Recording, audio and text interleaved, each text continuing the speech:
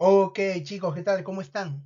Bienvenidos a la tercera sesión programada, correspondiente al tema de terminología anatómica e imágenes, del curso de integración, estructura y función del organismo humano.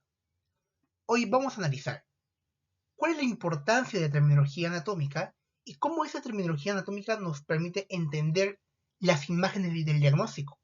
Por ejemplo, radiografías, resonancias, planos y ejes, entre otros. Siempre desde un punto de vista dinámico y profesional. Entonces, chicos, vamos a comenzar.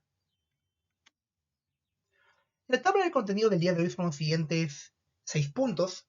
Primero vamos a analizar un poquito sobre la posición anatómica, la cual tiene una suma importancia porque nos permite comprender y analizar la anatomía desde un punto de vista direccional.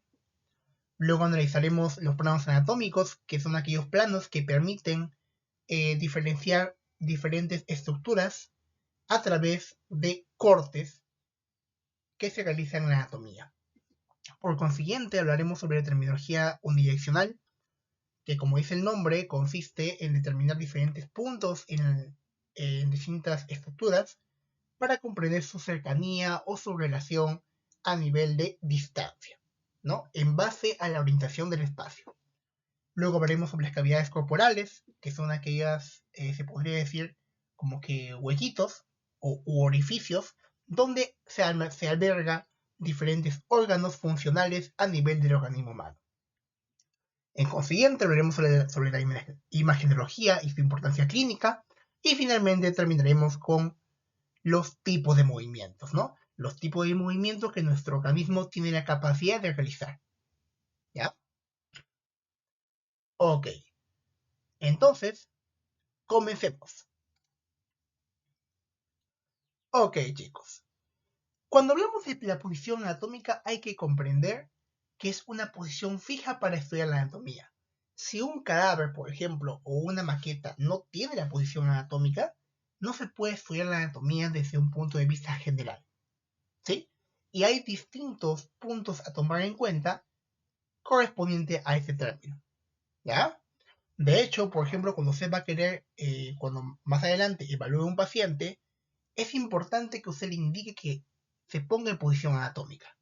¿Por qué razón? Porque así usted puede analizar de manera profunda si hay alguna lesión o alguna alteración a nivel morfofuncional. ¿Ya? Analicemos los siguientes puntos. Estos puntos que están viendo aquí son características importantes que su paciente debe presentar para que usted pueda evaluarlo, por ejemplo, de manera externa. Si usted seguro ha visto a los médicos o las enfermeras que pasan por el tópico, se encargan de evaluar a nivel físico, ¿no? Como también a través de otros aparatos, ¿no? Pero en el lado físico, la posición anatómica nos permite comprender qué puntos pueden resultar alterados en base a su estándar, ¿ya? Por ejemplo, una característica importante que debe tener en cuenta cuando tenga su paciente es que la cara siempre esté mirando al frente, ¿no? Ojo, no solamente en su paciente, sino que también de por sí cuando usted quiere estudiar en una maqueta, o también, por ejemplo, si usted desea estudiar algún cadáver, ¿no? Que seguro más adelante van a verlo. También los ojos deben estar abiertos y fijados hacia un punto distante. Los ojos no pueden estar moviéndose para la izquierda, para la derecha y así sucesivamente. La expresión facial tiene que ser neutra, o sea, el paciente no puede estar sonriendo, no puede estar triste, no puede estar en una, en una bipolaridad, por ejemplo. ¿Sí? ¿Por qué razón? Porque no va a poder, por ejemplo, evaluar las expresiones faciales, ¿no? Ni tampoco la musculatura que permite, que como son los músculos de la mímica, expresar diferentes emociones. Es por eso que la importancia de que la expresión facial esté neutra. La boca tiene que estar cerrada, no puede estar abierta, puesto que no tendría sentido que venga un paciente con la boca abierta así de nada, ¿no? Si, por ejemplo, supongamos, tuviese algún problema funcional que no permite que su cavidad bucal se cierre, ya ahí sí usted de frente notaría, ojo, acá hay un problema, ¿no? Por esa razón, lo normal es que tu boca esté cerrada. Si no puede estar cerrada, ahí hay un pequeño detalle. La posición, bueno, como estamos de manera acostumbrada, tiene que estar en bipedestación, ¿no? O sea, tiene que estar en dos piernas. O sea, la posición en la que todo el tiempo estamos, ¿no? Caminar, cuando caminamos, entre otros.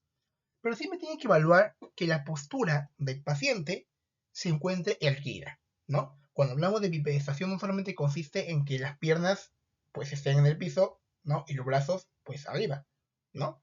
Sino que también que la postura sea erguida. Porque pues, si por ejemplo, si su paciente tiene, por ejemplo, el clásico, la jorobita, ¿no? Eh, no va a poder usted evaluarlo correctamente. La idea es de que llegue su paciente y le diga, a ver señor, póngase en posición anatómica, o sea, usted le explica qué tiene que hacer, ¿no? Se pone erguido y si, por ejemplo, ven que la columna tiene alguna alteración o alguna desviación, podría ser alguna escoliosis, ¿no? Es por eso la importancia de que el paciente se encuentre erguido. Y si tiene alguna dificultad, es bueno apoyarlo. En cuanto a los brazos, recuerden que siempre tienen que estar a los lados, pero ojito, siempre tomando en cuenta que las palmas de esas manos, o sea, las palmas, donde por ejemplo nosotros vemos la M, ¿no? de nuestra palma, o distintas, distintas divisiones, ¿no? Siempre estén hacia adelante.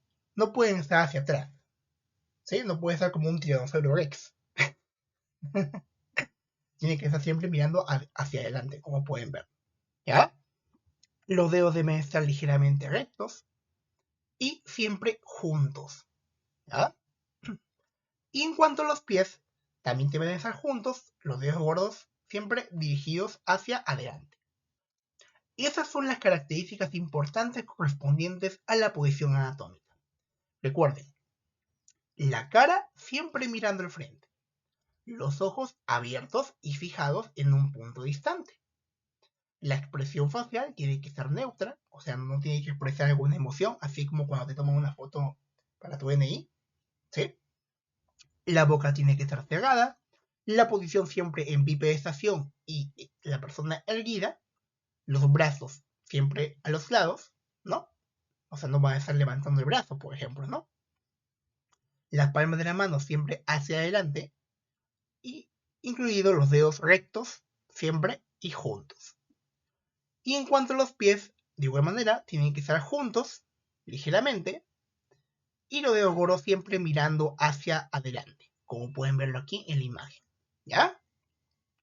Son características importantes para que usted pueda evaluar correctamente desde un punto de vista externo a su respectivo paciente. ¿Ya? Es por eso que, por ejemplo, tenemos a las camillas, ¿no?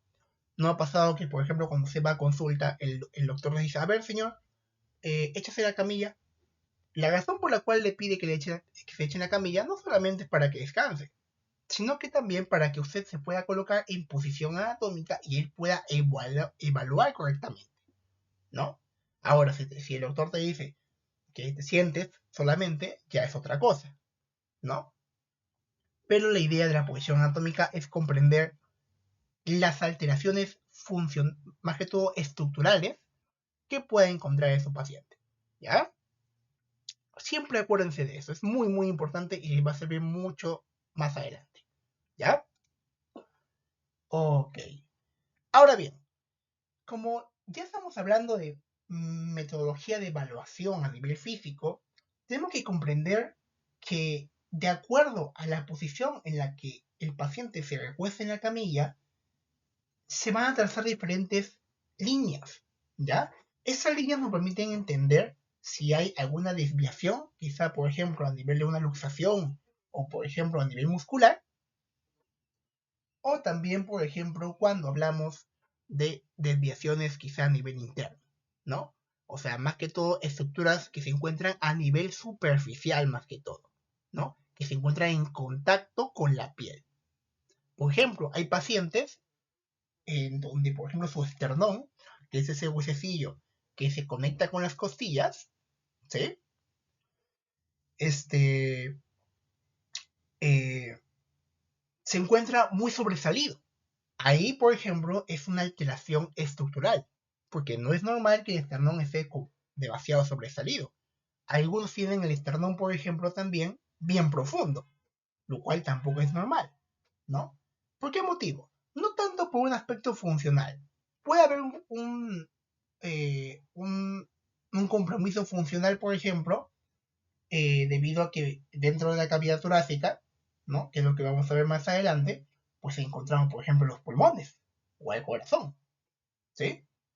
Y si estos pulmones no tienen una gran cavidad torácica para que se puedan distender, podrían más adelante causarle problemas respiratorios al paciente, ¿sí? Ahora bien, regresando al tema, porque nos hemos salido un poquito. Hay dos posiciones adicionales, aparte de la posición anatómica, que se utilizan para evaluar a los pacientes. La posición de cúbito supino y la posición de cúbito prono. Cuando usted habla de supino o supinación, tiene que entender que estamos haciendo referencia como que pedir súplica. Por ejemplo, si usted tiene su mano, por ejemplo, todos aquí agarren su manita, ¿ya? Y usted quiere pedirle a su mamá o a su papá una moneda. ¿Cómo hace? Le hace un gesto, ¿no? Para que le dé la moneda, ¿no? Y siempre la palma está mirando hacia arriba. Lo mismo pasa con el decúbito supino. En este caso, el paciente siempre va a estar mirando hacia arriba, ¿ya? Y cuando hablamos de decúbito prono, el paciente va a estar mirando hacia abajo, o sea, boca abajo, ¿ya? Porque es lo opuesto a la supinación. Lo opuesto a lo supino. Prono y supino son antónimos. Ahora bien, cuando estamos en decúbito supino, hay tres líneas importantes que usted tiene que evaluar en su paciente. Primero, la línea media anterior. ¿Por qué es anterior? Cuando hablamos de anterior, hacemos referencia a que se encuentra delante de nosotros, ¿sí? Y cuando hablamos de posterior, hacemos referencia a que está detrás de nosotros, ¿ya? Por esta razón, miren, acá hay una línea, ¿no? Ahora voy a dibujarla, ¿ya? Acá hay una línea anterior. ¿Por qué razón? Porque está delante de nosotros, ¿ya? ¿Y por qué es importante que usted reconozca esa línea? Porque miren, usted puede identificar tres estructuras importantes. La incisura yugular, o también llamada supraesternal, que es donde existen ramificaciones sanguíneas, como también la cabecita del esternón, ¿no? Porque el esternón, como van a verlo más adelante, está compuesto por una cabecita y un cuerpecito, ¿no? La cabecita es aquella como que pequeña incisura en forma de triángulo en donde se conectan las dos clavículas, dos huesos importantes de soporte y de sostén, ¿sí? También encontramos al ángulo del esternón, el cual es un ángulo importante porque a nivel anatómico, que lo van a llevar luego en cardiocirculatorio, que es un curso del corazón completamente, permite dividir dos cavidades, el mediastino superior y el mediastino inferior. Para que se den una idea, este ángulo del esternón va a ser algo así. O sea, ese punto que está viendo aquí es el ángulo del esternón, lo cual permite que se forme un mediastino superior y un mediastino inferior. ¿Por qué superior? Porque está encima de la línea. ¿Y por qué inferior? Porque está debajo de la línea, ¿sí? Esto lo van a ver más adelante cuando ustedes estudien la anatomía del corazón, pero igual se los adelanto. Y también va a encontrar dos líneas aparte de la línea media anterior, que son las líneas medioclaviculares. Se preguntarán, ¿por qué se llaman líneas medioclaviculares? Porque miren, acá hay una clavícula y acá hay otra clavícula. Y si yo te digo medioclavicular, ¿qué le suena? Que está dividido a la mitad la clavícula. Por eso se encuentra esa línea justo en la mitad de la clavícula. ¿Ya? Acá hay una línea medioclavicular del lado izquierdo y acá una línea medioclavicular del lado derecho. ¿Ya? Acuérdense siempre de esas líneas porque es muy importante más que todo para el reconocimiento de alguna alteración. Más que todo estructural. ¿Ya? Ahora bien, aparte del lado anterior a través del decúbito supino, puesto que nos permite ver todo lo anterior, también encontramos al decúbito prono, el cual nos permite ver toda la posición posterior, o sea, todo lo que se ve desde atrás. Posterior es ver desde atrás y anterior es ver desde adelante. ¿Ya? Y vean que, al igual que en el anterior, usted va a encontrar una línea media posterior. ¿Por qué es media? Porque está a la mitad de tu cuerpo. ¿Y por qué es posterior? Porque lo estás viendo desde atrás. ¿Ya? Veanlo aquí. Aquí está la línea media posterior. Y aparte de esa línea media posterior, usted va a encontrar dos líneas adicionales. Pero antes de hablar de ellas, quiero que vean que acá hay un pequeño elemento importante, el cual se denomina proceso espinoso de C7. Como ustedes saben, la columna vertebral va a estar compuesta por diferentes vértebras. Hay vértebras cervicales, que tienen la letra C. Hay vértebras torácicas o dorsales que tienen la letra D o T. ¿Sí? Hay vértebras lumbares que tienen la letra L. Y vértebras sacras, ¿no? Que corresponde de por sí al sacro, que es la última parte de la columna vertebral. Y esta posición, este proceso espinoso de C7 es como que una pequeña hendidura, o mejor dicho, una pequeña elevación para ser más específicos, el cual nos permite identificar en qué vértebra nos encontramos, ¿no? A través de esa pequeña elevación que parece como si fuese un triangulito, ¿ya? Y de hecho, si usted agarra con su mano en su espalda y siente una elevación, esa pequeña elevación corresponde a ese proceso espinoso de C7. Es por eso la importancia de que usted primero reconozca la línea media posterior que está a la altura de la columna vertebral para que usted pueda identificar ese proceso espinoso. Además, usted va a poder encontrar dos líneas, ahora sí, escapulares. ¿Por qué escapulares? Porque en la anatomía, como lo van a ver luego cuando hablemos de huesos, usted va a poder encontrar dos huesos gigantes en forma de triángulo. Ahí está, miren. Voy a dibujarlo, ¿ya? Más o menos es así. Son dos huesos simétricos, ¿sí? En forma de triángulo. ¿Y por qué se llaman líneas escapulares? Porque esos huesos, en forma de triángulo, se denominan escápulas, ¿sí? Y un dato curioso es que esas escápulas, anteriormente en el pasado, en el tiempo de los doctores viejitos, no se denominaba escápula, se denominaba omóplato, ¿sí? ¿Y cuál es la importancia de esas líneas escapulares? Que te permitía identificar los vértices, ¿no? Como pueden verlo aquí, de las escápulas, o sea, de los triangulitos, ¿ya? Más que todo, estas porciones, la porción superior de la escápula, ¿sí? Porque está arriba, y la porción inferior de la escápula. Y en algunos casos, que en los pacientes también es visible, la porción media de la escápula, ¿no? Que es donde ambas escápulas, si es que están juntas, ¿no? Porque normalmente siempre están separadas, se identifica siempre un borde. Y eso lo van a ver ya luego en osteología. Lo primero que tienen que comprender es el reconocimiento. ¿Ya? Ok, chicos. Ahora bien, aparte del decúbito supino y del decúbito plano, encontramos dos posiciones muy similares, ¿sí? El decúbito lateral derecho y el decúbito lateral izquierdo. El derecho, como dice el nombre, consiste en que el paciente se encuentra recostado, pero de costado, ¿no? Recostado y de costado, ¿sí? Y siempre dejando a la luz su borde lateral. Por ejemplo, aquí, ese es el borde lateral derecho, ¿ya? Y en este caso, ese es el borde lateral izquierdo, ¿sí? Del paciente. O sea, el borde que se muestra es lo opuesto al nombre que se le coloca.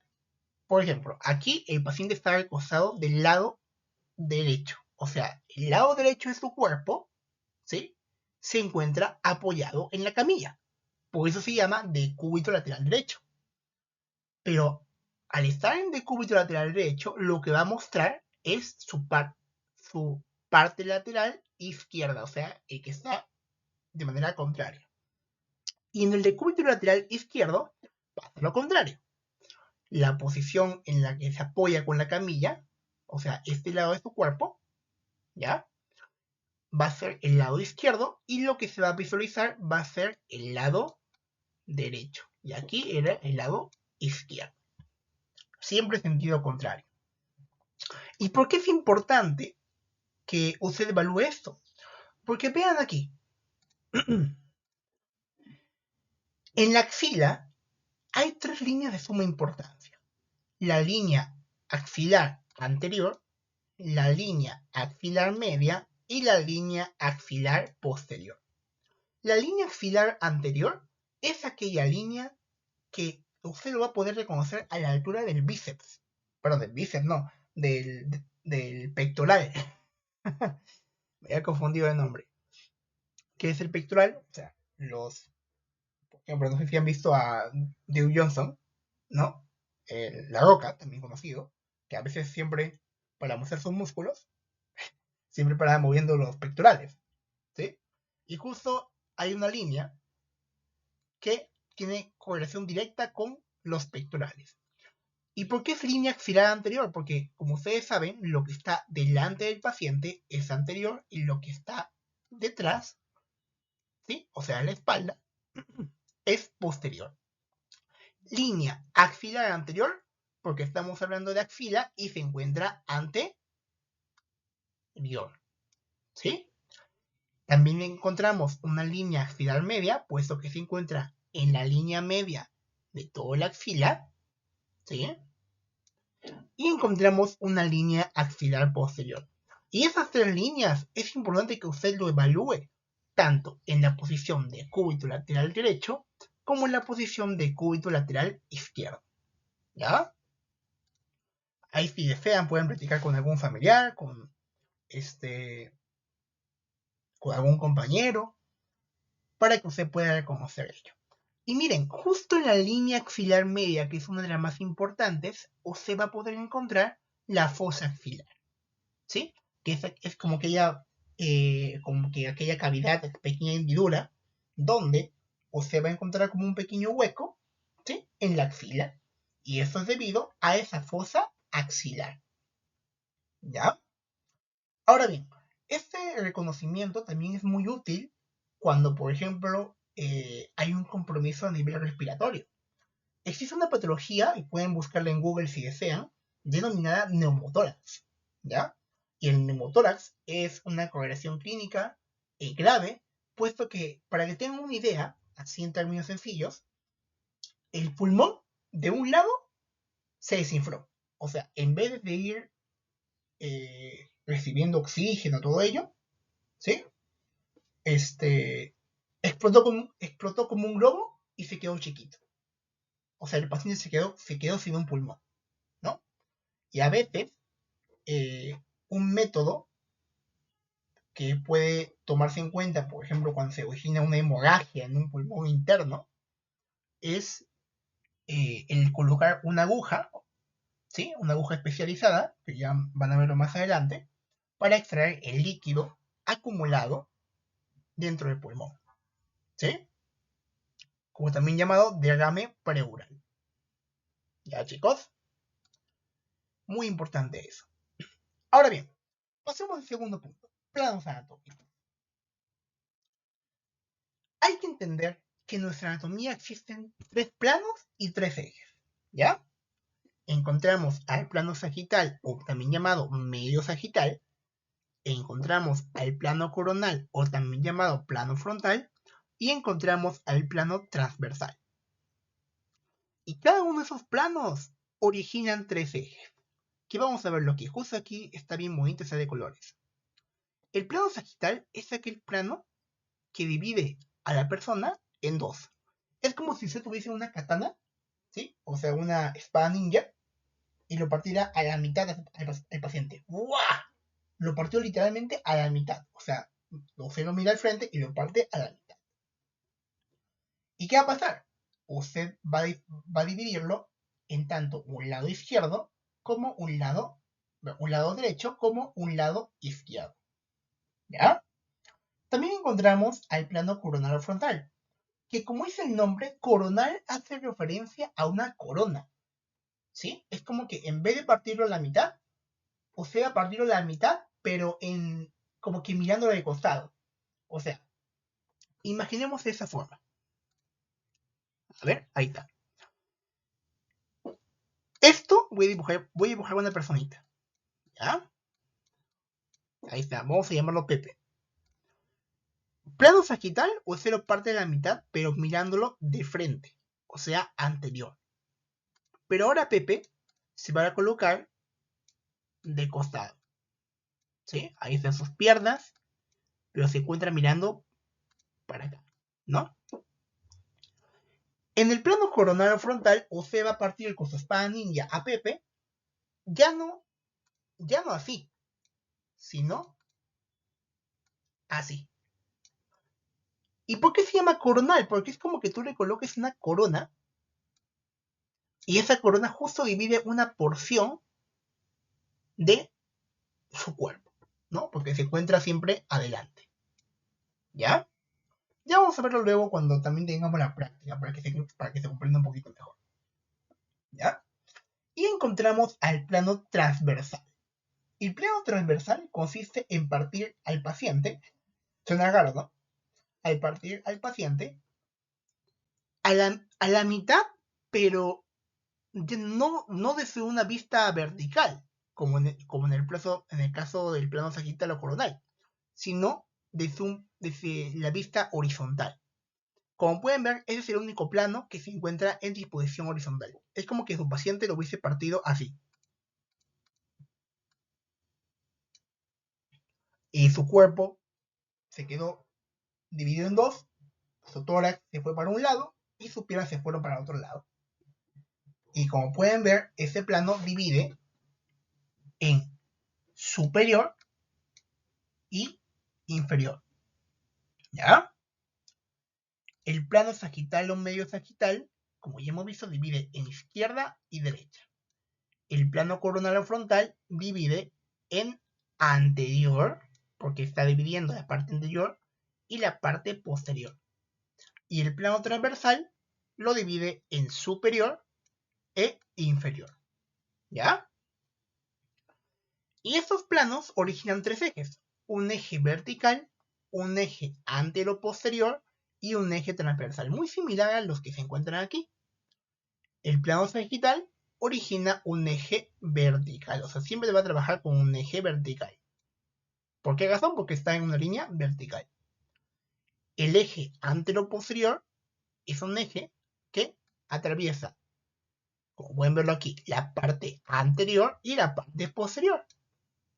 Y el eje transversal es aquel que va de acuerdo al plano transversal. O sea, si usted lo dividió al paciente en dos partes, arriba y abajo, ¿no?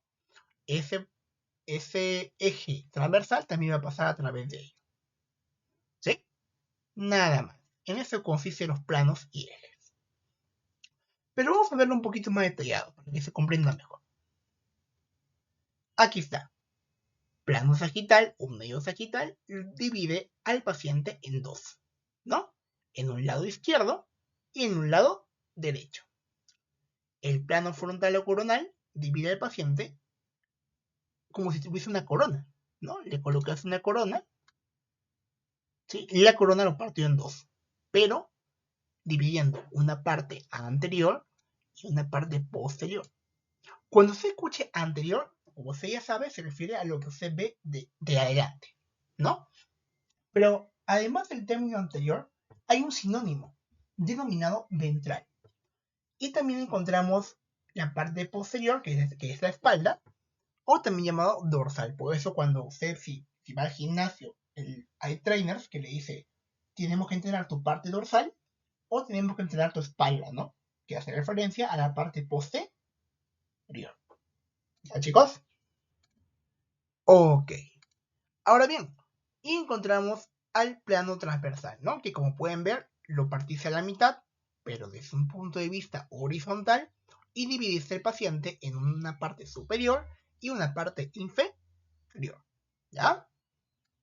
En eso consiste los planos, o también llamados los cortes de ninja, ¿no? Porque es un ninja como que se hubiese partido a la mitad, aquí también y aquí también.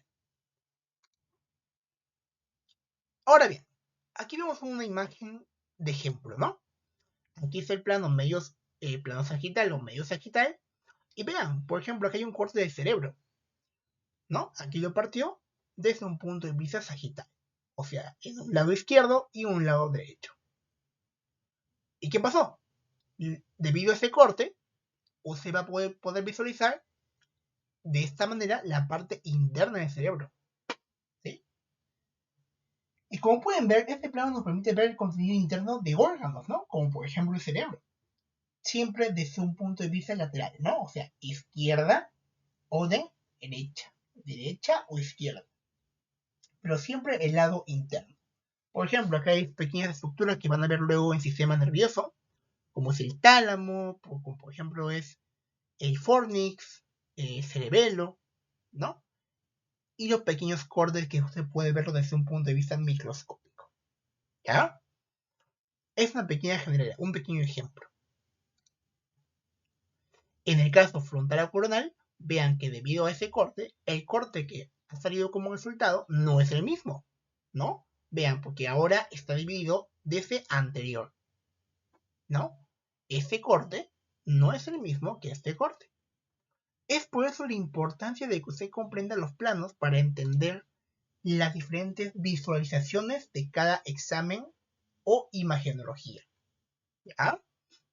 Y vean, por ejemplo, aquí no se ve lo mismo que aquí, ¿no? Aquí, por ejemplo, visualizamos al cerebelo, pero en cambio aquí no lo visualizamos, ¿no?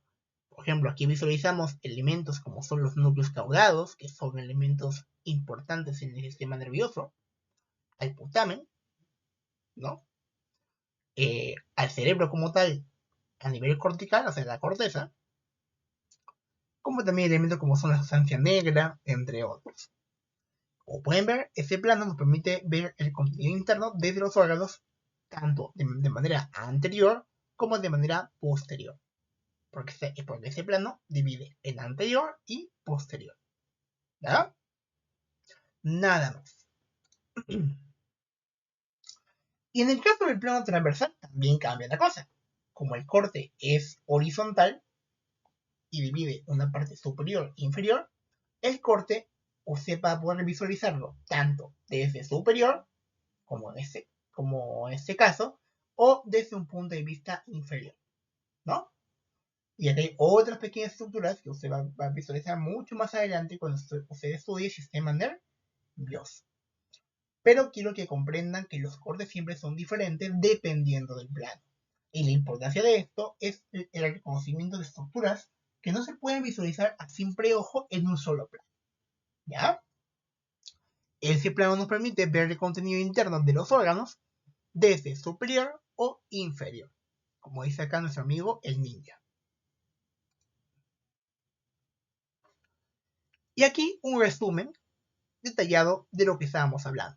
Este resumen lo van a poder encontrar en un montón de libros, pero de igual manera es lo mismo que ya hemos analizado hace un momento, pero en relación a los ejes.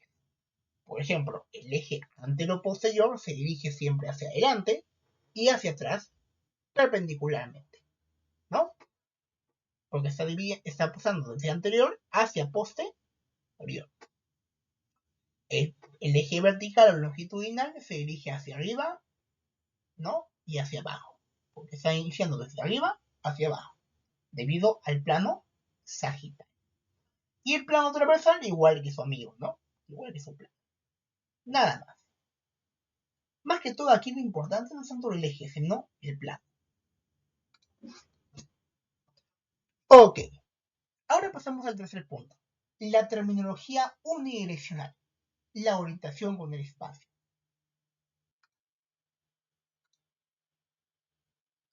Ok, lo primero que usted tiene que comprender aparte de los planos y ejes, es identificar la terminología. ¿Sí? ¿Por qué se llama unidireccional? Porque va en un solo sentido. ¿Sí? Por ejemplo, vean los diferentes gráficos. Empecemos con este. Craneal. Craneal. Yo les pregunto, ¿el cráneo se encuentra superior o se encuentra inferior? Superior, ¿no? Por esa razón, cuando se diga craneal, hace referencia a que va hacia arriba, ¿no? O sea, hacia la cabeza o el cráneo. ¿Sí? Si yo te digo caudal, ¿qué le suena? Inferior, ¿no? Porque está yendo hacia abajo, o sea, hacia los pies. Si yo te digo medial, es porque se está yendo una estructura hacia el medio del cuerpo, o sea, hacia el eje vertical que divide al cuerpo imaginariamente. ¿Ya? Como pueden ver aquí, hacia el plano medio del cuerpo o la parte interna, ¿no? Porque ya de por sí en la línea media, que hemos estudiado tanto anterior como posterior, se encuentra la porción medial. Y cuando decimos lateral es porque no se está acercando a la parte interna del cuerpo, sino se está alejando, ¿no? Se aleja del plano medio hacia el exterior. Por ejemplo, yo le pregunto, si yo te digo brazo, ¿no? ¿Tu brazo es lateral o es medial? Si, por ejemplo, de pasar aquí, se levanta, lo levanta. El brazo ya no sería medial, sería lateral, ¿no? Porque está alejando de la línea media. Pero si tu brazo regresa nuevamente de aquí, regresa de aquí nuevamente a su origen, se está acercando nuevamente a la línea media. ¿Ya? En ese sentido consiste la terminología unidireccional desde un punto de vista general. ¿Ya, chicos? Siempre acuérdense de eso. Ok. Y aquí pueden verlo, un ejemplo, ¿no? La importancia de que se reconozca esta terminología, tanto superior, craneal o inferior, ¿no? O medial y lateral, es para describir una estructura respecto a otra. Por ejemplo, véanlo aquí. Este es un hueso denominado tibia, ¿sí? Ojo, no es porque sea tibio, sino que se llama así. ¿Ya? Y vean, yo le pregunto, ¿este hueso de la tibia, ese extremo qué sería? ¿Un extremo superior o un extremo inferior? Superior, ¿no? Porque se está yendo hacia arriba, no se está yendo hacia abajo, ¿no? Tiene sentido porque, miren, subió, ¿no? Es la parte superior de la tibia. Y esta parte inferior, porque está hacia abajo, ¿sí o no? Se aleja del cráneo. Ese se acerca al cráneo y ese se aleja. ¿Ya? Por ejemplo, la rodilla, esa porción que se encuentra justo en la pierna, ¿sí? A través de un hueso que van a ver más adelante denominado rótula, es superior al tobillo. Ese es el tobillo, esa es la rodilla. La rodilla es superior respecto al tobillo. Y el tobillo es inferior respecto a la rodilla. Así se entiende la posición de una estructura respecto a otra. Y algo más importante que me olvidé mencionar. Hay otra terminología adicional. La terminología proximal y la terminología distal. ¿Qué significa proximal? Que se aproxima a una estructura. ¿Sí? Por ejemplo, esa porción es el húmero, ¿no? Esa es la cabeza del húmero. La cabeza del húmero es proximal a, por ejemplo, la clavícula. ¿Por qué razón? Porque se encuentra próximo a la clavícula, se encuentra muy cerquita. Pero, por ejemplo, los huesos de la mano no son proximales a la clavícula porque están más alejados. Serían distales porque se encuentran más lejos, más distales. ¿Ya?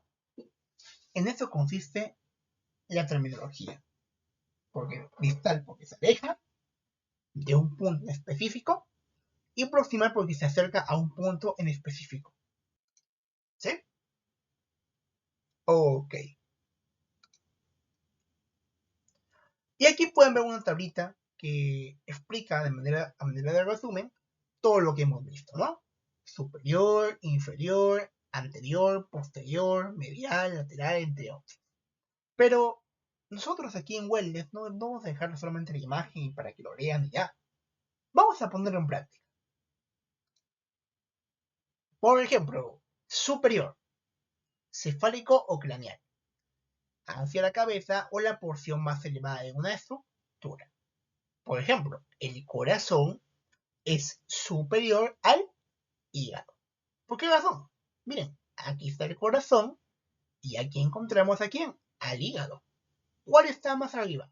¿El corazón o el hígado? El corazón, ¿no? ¿Sí? Tiene sentido. Ahí está un ejemplo. Pasemos con otro. Inferior, alejado de la cabeza o hacia la parte más baja de una estructura. Por ejemplo, el estómago es inferior a los pulmones. Yo le pregunto, ¿es verdadero o es falso? El estómago se encuentra debajo de los pulmones, o se encuentra más abajo que los pulmones. Claro que sí. Aquí está el estómago y aquí están los pulmones. ¿Sí? ¿Por qué? Porque es inferior, porque se encuentra debajo de los pulmones, o sea, más abajo respecto a los pulmones. Ajá. En eso consiste la terminología de inferior. A ver, veamos otra. Anterior o ventral. Cerca o en la parte frontal del cuerpo. El esternón es anterior al corazón. Ese huesecillo que están viendo es el esternón. Y aquí está el corazón.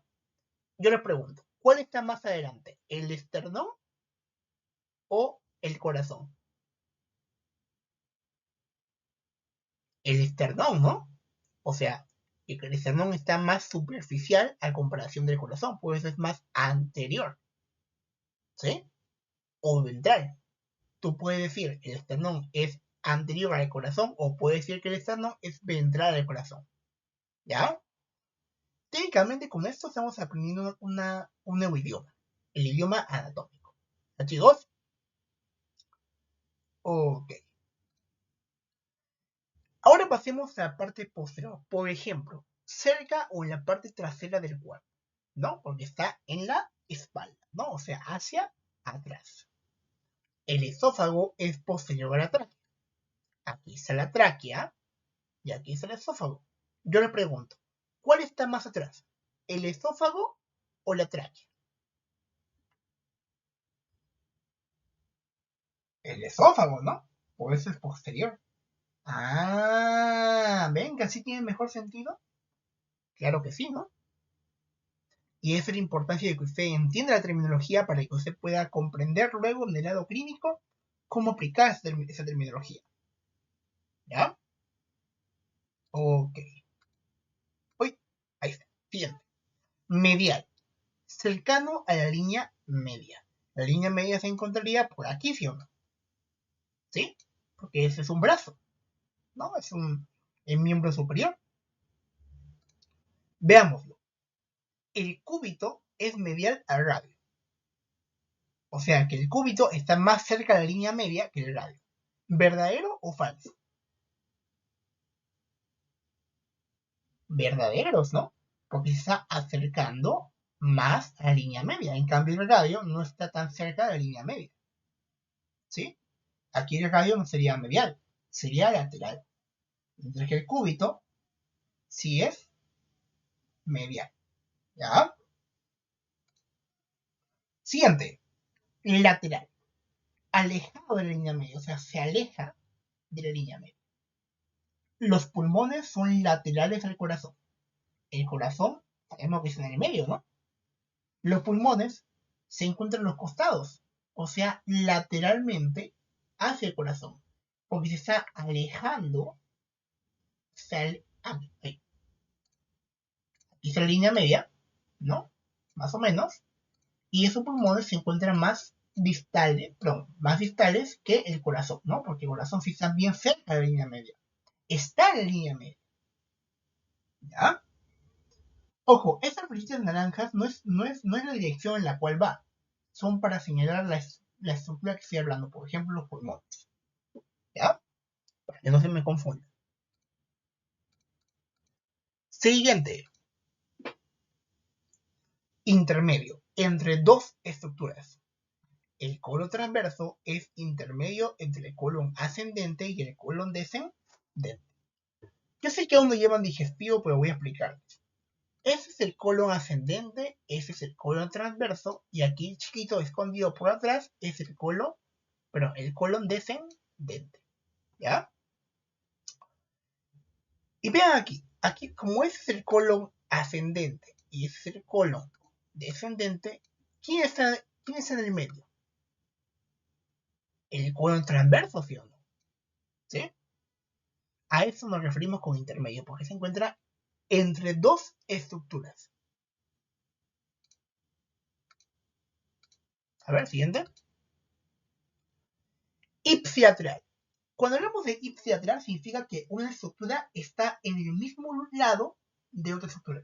O sea, si supongamos un órgano se encuentra en el lado izquierdo, el otro órgano respecto a ese órgano también se va a encontrar en el lado izquierdo.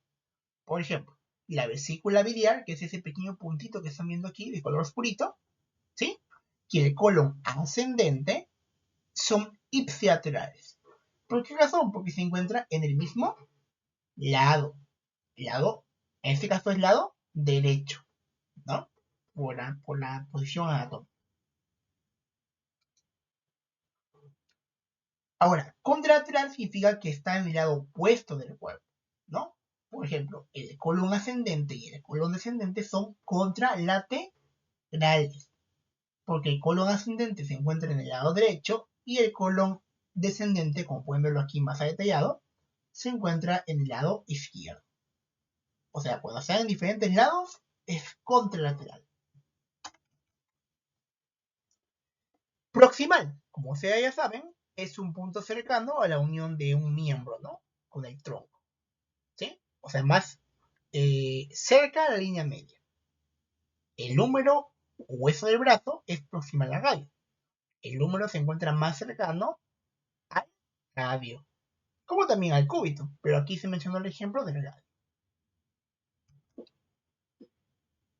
Ahora distal, alejado de la unión de un miembro con el tronco o alejado del origen de una estructura. Por ejemplo, las falanges, los huesos de la mano, son distales al carpo.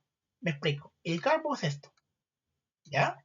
Lo que voy a señalar son los huesos del carpo. Y las falanges son esos pequeños huesecillos que forman los dedos. Y esas falanges están más distales a comparación del carpo, ¿ya? Acuérdense siempre de eso. Y vamos a verlo luego con calma. No tiene que aprenderse todos los nombres de los huesos, solamente entender la terminología. ¿Ya, chicos?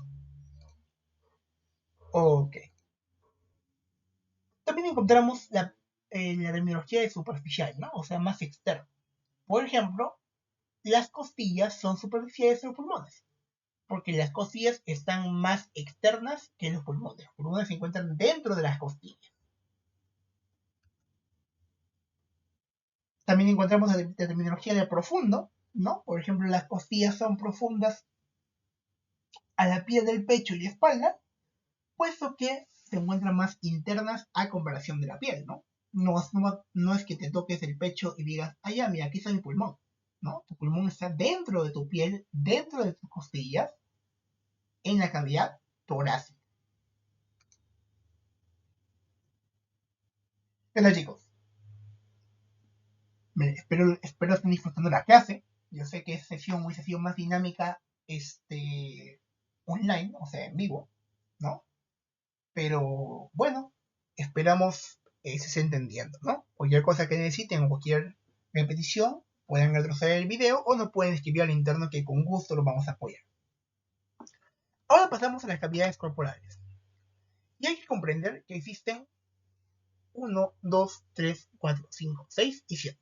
7 cavidades como tal. Bueno, 6 cavidades y una estructura que permite dividir esas cavidades. ¿Ya?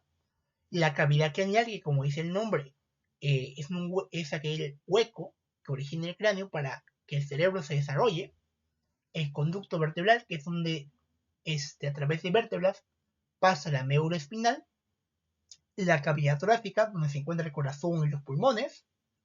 También encontramos al diafragma, que es un músculo que divide tanto la cavidad torácica como la cavidad abdominal, que es la de color verdecito. Y la cavidad pélvica, puesto que se encuentra la pelvis, ¿no?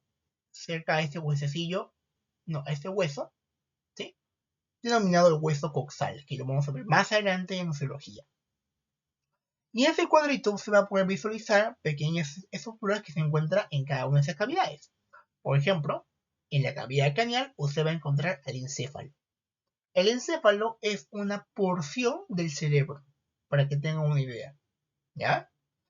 El conducto vertebral usted va a poder encontrar pues a la médula espinal, que es aquella médula, que es aquel órgano, ¿sí? Que permite que usted tenga movimiento, que pueda sobrevivir como tal. Y el comienzo de los nervios espinales, que son aquellos nervios que se originan como si fuesen patitas de la médula espinal. También va a poder encontrar, por ejemplo, la cavidad torácica a los pulmones, al corazón, al mediastino, que es lo que les comenté hace un momento. Y en la cavidad abdominopélvica, que es conformada tanto por la cavidad abdominal y la cavidad pélvica, van a encontrar más que todo estructuras del sistema digestivo. ¿Ya? No mencioné mucho porque esto lo van a ver más adelante. O sea, lo importante es que ustedes sepan cuáles son las cavidades correspondientes a cada uno de estos y cuáles son sus nombres. ¿Ya? Ok. Por ejemplo, cavidad craneal, aquel espacio donde se origina el cerebro o encéfalo.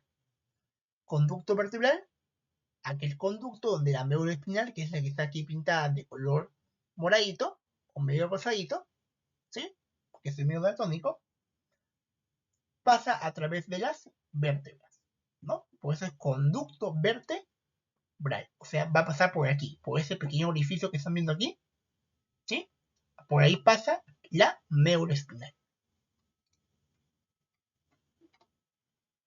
También encontramos a la cavidad torácica, que como ya han visto, va a contener tanto el corazón, a los pulmones, ¿no? Hasta su estructura del sistema digestivo como son la faringe, la laringe, que es parte del sistema respiratorio, y a la cavidad pleural, que es aquella cavidad, como pueden verlo aquí, que separa la membrana más cercana a las costillas, se podría decir así, o sea, la membrana serosa, y la pleura, que es esa porción celestita, que es una capa protectora que protege los pulmones. Sí, una capa bien delgadita. ¿Ya? También encontramos, bueno, la cavidad pericárdica, que como dice el nombre, es aquella cavidad que envuelve al corazón. Al igual que los pulmones, como tienen una pleura, el corazón también tiene un tejido superficial que lo protege, ¿no? Y ese tejido forma una cavidad, o sea, una pequeña separación entre el tejido que protege al corazón y el mismo corazón. O sea, todo lo que está viendo de color negrito es la cavidad pericárdica. Y todo esto que se viendo aquí de manera general corresponde al mediastino, que lo van a aprender luego en el curso de cálculo circulatorio, más profundamente. Aquí la cavidad abdominopélvica, ¿no? Por ejemplo, la cavidad abdominal, donde encuentras órganos del sistema digestivo, como también el sistema renal, o también llamado sistema excretor, ¿no? Como los riñones. Y la cavidad pélvica, que es aquella porción de color moradito, donde se van a apoyar estructuras como son los intestinos gruesos, delgados, entre otros. ¿Ya? Eso más que todo. Y algo importante, eso sí, es importante que lo aprendan más que todo para el sistema digestivo. Como ustedes saben, estas son las clavículas, las líneas medio claviculares, tanto derecha como izquierda, Y recuerden que esas líneas van a dividir a la mitad de la clavícula, ¿no? Pero hay dos líneas adicionales que también usted puede reconocer, por ejemplo, en la posición del cúbito supino. Es una línea subcostal, puesto que está pasando por debajo de lo que serían las costillas, ¿sí? Aquí serían las costillas, ¿no? Para que me entiendan un poquito mejor. Y la línea transtubercular. Y vean que esas líneas, ¿qué van a formar? Van a formar 9 cuadrantes. Dos líneas originadas de las líneas medioclaviculares y dos líneas adicionales que forman los 9 cuadrantes, los cuales son el epigastrio, puesto que está encima de la parte digestiva, la región umbilical por nuestro ombligo, puesto que en el ombligo era una conexión cuando éramos bebés, denominado cordón umbilical, y el hipogastrio, ¿no? Hipo significa debajo, ¿sí? O poco. Y epi, encima, por eso epigastrio porque está encima de la parte digestiva y hipogastrio porque está debajo de la parte digestiva. Y aparte de esas porciones mediales, de los 9 cuadrantes, porque son 1, 2, 3, 4, 5, 6, 7, 8, 9, encontramos a los hipocondrios, un hipocondrio izquierdo porque es del lado izquierdo, un hipocondrio derecho, un flanco izquierdo, un flanco derecho, una fosa ilíaca izquierda y una fosa ilíaca derecha. ¿Por qué se llama fosa ilíaca? Porque aquí va en el hueso coxal, que es aquel hueso grande que vieron en la cavidad abdominal, por aquí, hay una porción denominada ilio, ¿sí? Es una porción de hueso coxal. Es por eso que se llama fosa ilíaca, ¿no? De esta manera, chicos. Apréndanse eso, va a ser muy importante y estoy seguro que le va a venir de examen. Aquí más a detalle, por ejemplo, lo que conocemos y utilizamos al día a día de manera pedagógica, esos son los 9 cuadrantes, pero también hay una otra forma de estudiarlo a través de la línea media del cuerpo, ¿no? Y la línea transumbilical, que divide, en vez de 9 cuadrantes, lo divide en 4 cuadrantes. Esta, esta, esta metodología se utiliza más que todo en porciones quirúrgicas. O sea, situaciones quirúrgicas, por ejemplo, cirugías abdominales o del sistema digestivo. Y como pueden ver, me olvidé mencionarlo, la importancia de esos cuadrantes es que se puede reconocer diferentes órganos. Por ejemplo, ¿quién está en el hipocondrio derecho? Y en el epigastrio. El hígado, ¿no? ¿Qué se encuentra en la región umbilical? El intestino delgado. ¿Qué se encuentra entre el flanco derecho y el flanco izquierdo? En el flanco izquierdo al colon descendente y en el flanco derecho al colon ascendente, ¿no? Y por ejemplo aquí encontramos un amigo mortal, ¿no? ¿Se acuerdan del apéndice? Esa pequeña colita que están viendo aquí, ¿sí? Esa pequeña colita se encuentra ¿en dónde? En la fosa ilíaca derecha. Es por eso la importancia de que ustedes comprendan esas regiones para poder identificar cuáles son los órganos abdominales que pudiesen haberse lesionado. ¿Ya? Y aquí lo mismo que hemos visto, solamente que un poquito más dinámico, ¿no? Y en base a las regiones del cuerpo y las cavidades corporales. Ok, chicos, ya falta poco. Vamos por el penúltimo punto. La imagenología y su importancia clínica. Ahora bien, hay diferentes métodos para que usted pueda visualizar anatomía a través del diagnóstico. Un ejemplo de estos es la radiografía. La radiografía es una técnica de imagen que utiliza los rayos X, ¿sí? Para crear imágenes de estructuras internas del cuerpo, como son huesos o tejidos densos, ¿sí? Tejido conectivo.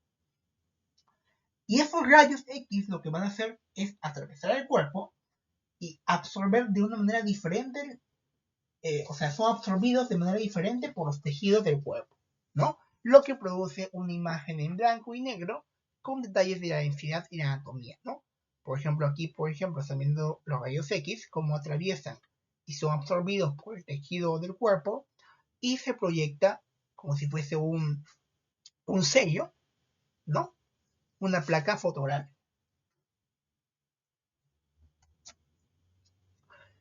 Aquí está, por ejemplo, la importancia de una radiografía, por ejemplo, una radiografía de tórax, que se toma siempre el paciente mirando hacia adelante, ¿no? O sea, hacia el aparato, espaldas, es reconocer estructuras como son el corazón y sus ramificaciones, como son el arco de la aorta ascendente, el tronco pulmonar y otras partes del corazón. O sea, reconocer cada partecita que se estudia en la anatomía diariamente.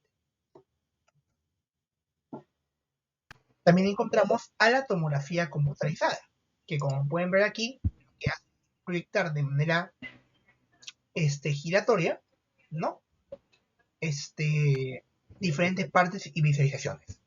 Por ejemplo, también es conocida como escáner CT o CAT scan, y utiliza rayos X y tecnología computacional para generar imágenes transversales, que ustedes ya saben qué significa, detalladas del cuerpo.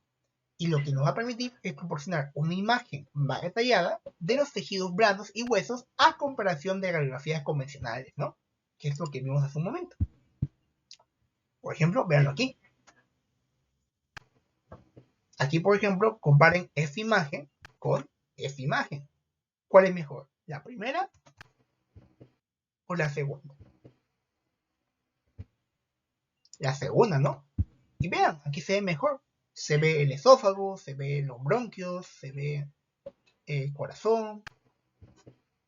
Y siempre va a depender del punto de vista en el que usted quiere evaluar al paciente en base al diagnóstico que usted pueda creer que tenga, ¿no? En base siempre a su sintomatología. Y también encontramos la resonancia magnética, que es una técnica de imagen que utiliza campos magnéticos, o sea, magnetismo, así como magneto, ¿no? El villano, y ondas de radio para generar imágenes detalladas de órganos y tejidos. Lo que va a hacer la resonancia es proporcionar imágenes de alta resolución y es especialmente valiosa para visualizar tejidos blandos, ¿no? Como el cerebro, los músculos y órganos internos, que una radiografía o una tomografía no podría sacarle el provecho como una resonancia. Como pueden verlo aquí, aquí se ve una imagen detallada de por ejemplo, el cerebro en diferentes tomas de una resonancia magnética, como también del corazón y la cavidad torácica. Aquí están las vértebras, aquí está el corazón, aquí por ejemplo el paciente está deglutiendo al parecer, aquí está el hígado, entre otros. Y bueno, la más clásica encontramos la ecografía, ¿no? Que como pueden ver nos permite identificar a quién el desarrollo de el feto y posteriormente el bebé que va a estar en el mundo, ¿no? También conocida como ultrasonido, puesto que en vez de generar ondas magnéticas, utiliza ondas sonoras de alta frecuencia para visualizar la imagen del bebé desde un punto de vista ecográfico. Y es una técnica segura, no invasiva, que se utiliza comúnmente durante el embarazo para evaluar órganos como el corazón, hígado y los riñones. Puesto que ejemplos como la resonancia que hemos visto, si es que se expone mucho el paciente durante mucho tiempo, como es la radiografía de tórax o entre otros, puede causar también lesión tisular de los órganos internos. Por eso esas primeras tomas, esos primeros ejemplos, se tienen que hacer de inmediato y no por un tiempo prolongado. ¿Ya? Ok. Y aquí pueden ver, por ejemplo, ahí el bebé no sé por qué está golpeando a la madre. Pero ahí pueden ver, por ejemplo, la ecografía, cómo se proyecta. ¿Ya? Y ahora bien, pasamos al último punto. Ahora sí, chicos. ¿Ya? Fui un poquito rapidito porque tampoco no quiero que se me aburran. Tampoco que la grabación sea tan larga.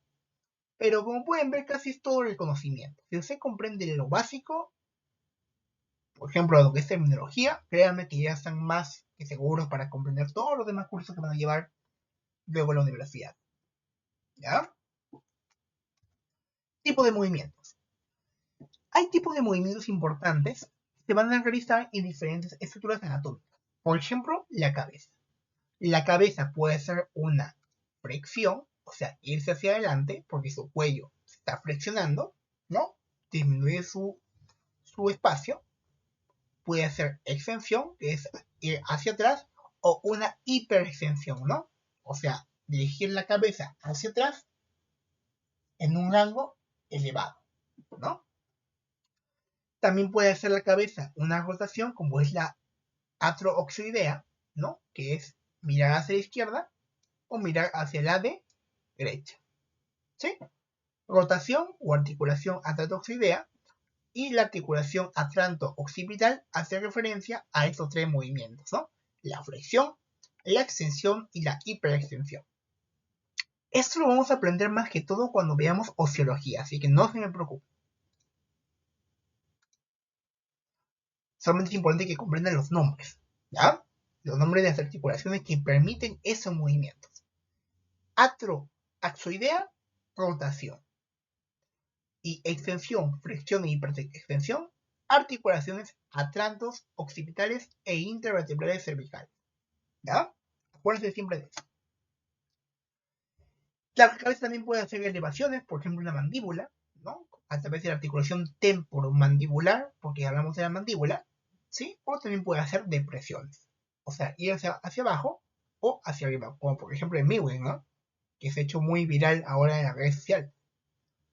También puede hacer protracción, o sea, irse hacia adelante, o puede ser retracción, o sea, irse hacia atrás. Por ejemplo, a través de la articulación temporomandibular, puesto que acá encontramos un músculo llamado temporal, y aquí la parte mandibular que se interconecta, de igual manera como esta porción, ¿ya? También encontramos al miembro superior. El miembro superior tiene más movimientos. Por ejemplo, si hablamos solamente del miembro superior como tal, el miembro superior puede hacer abducción, o sea, abrirse, levantarse, ¿sí? O sea, así. Aquí es normal, ¿no? Y yo voy a abrir mi brazo. Estoy levantando mi brazo para abrirlo. Por eso es abducción, de abrir. Y si yo digo aducción, es porque estoy cerrando, ¿sí? Abro mi brazo, cierro mi brazo. Abro mi brazo, cierro mi brazo. El brazo también puede hacer una flexión, que siempre va a ir hacia anterior, como también una extensión e hiperextensión, que siempre va a ser hacia posterior o dorsal, ¿no? Aquí, por ejemplo, es parte de la articulación del hombro, aquí también, pero aquí va a ser parte de la articulación del codo, puesto que hay una flexión propia del codo que va hacia atrás y una extensión que va a ser hacia adelante. O sea, en sentido contrario, ¿no? Para entender un poquito mejor. Por ejemplo, cuando hacemos bíceps, ¿no? Hacemos flexión, luego extensión. Hacemos flexión, luego extensión. ¿Ya? También encontramos movimientos propios de la mano. Por ejemplo, la articulación de la muñeca. Ahí está. Por ejemplo, aquí está el eje medio. Y si tú abduces, va a ser para acá. ¿Por qué razón? Porque tú estás alejando de la línea media, ¿no? Y si es abducción, te acercas a la línea media. Para que tengan una idea, la línea media en este caso estaría por acá. ¿Sí? Aquí está la flecha. Aducción porque se acerca a la línea media y abducción porque se aleja de la línea media. ¿Ya? También encontramos ahí movimientos de los pulgares, como las articulaciones metacarpofalángicas de los dedos, a excepción del pulgar, que también pueden hacer abducción para los costados, ¿sí? Y puede hacer aducción, o sea, siempre irse hacia la línea media respecto al brazo, ¿no? Es otra línea media que forma parte de los brazos, ¿no?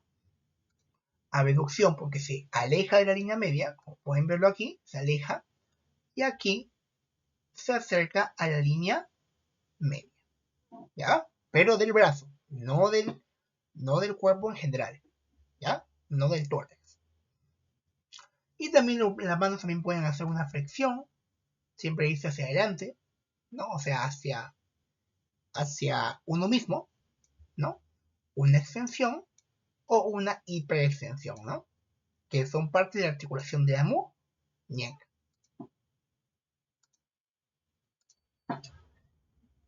Y también encontramos al miembro superior en relación al hombro, a la articulación iliocubital y la articulación carpometacarpiana. Por ejemplo, nuestro brazo, aparte de hacer flexión y extensión, también puede rotar, ¿sí? Debido a una articulación propia denominada articulación, una articulación denominada, ahí me olvidé el nombre, ¿cómo se llama? El manguito rotador, que es lo que van a ver luego más adelante en osteología. Nuestro brazo puede hacer una rotación lateral, porque se está alejando la línea media, o una rotación medial. También encontramos a la articulación radiocubital, puesto que podemos hacer pronación, que es mostrar el dorso de la mano, ¿no? O supinación cuando mostramos la palma de la mano, ¿no? Por ejemplo, cuando tú quieres pedir una moneda, tú haces supinación. Y oposición cuando el movimiento de dos articulaciones, como la carpometacarpiana, se inclinan hacia un mismo lado, ¿no? O sea, va en sentido contrario, pero se interconecta. Por eso se denomina oposición. ¿Sí? Y en el caso del miembro inferior, al igual que el brazo, hacemos aquí está la línea media, ¿no? Hacemos abducción porque estamos alejándonos de la línea media y aducción porque nos acercamos más a la línea media, ¿no? Abducción es de abrir, ojo, y aducción es de cerrar, ¿ya?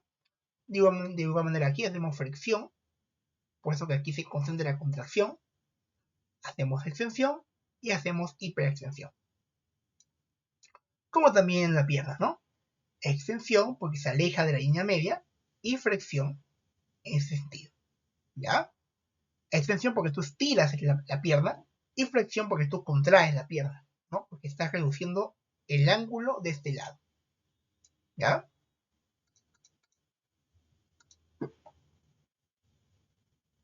Y otro movimiento como son las articulaciones intervertebrales, como la flexión lateral, que a través de la columna vertebral tú te inclinas para un costado. O la circunflexión, que es un movimiento giratorio, en el cual, por ejemplo, seguro de niño, movías tus brazos como que fuese mariposa, ¿no? Una mariposa. Y la articulación es propia de la articulación del hombro. Y la articulación de la cadera a través de la circunducción propia de la pierna, ¿no? Cuando hacemos movimientos giratorios a través de la pierna. Y bueno, chicos, eso sería todo. Espero les haya gustado la clase de hoy. Yo sé que fui un poquito más rápido, pero ahí pueden ver la grabación, pueden repetirlo las veces que deseen, para que puedan entenderlo siempre un poquito mejor, ¿ya? Cualquier cosa que necesiten, nos pueden escribir al número de Wellness o a mi persona, y nosotros vamos a estar encantados de apoyarlos siempre en su progreso académico, ¿sí? En este caso, agradecemos su atención y esperamos que les haya gustado la clase de hoy. Les mandamos un fuerte abrazo y nos vemos en la próxima clase que se denomina Sistema Tegumen. En este caso va a ser a cargo de otra persona denominado, otra persona parte del team de Wellness, denominado Fernando Córdoba, ¿ya? Que estoy seguro que se van a divertir mucho en el sentido del sistema tegumental. Ok, chicos, les mandamos un fuerte abrazo, nos vemos en la próxima clase. Chao, chao.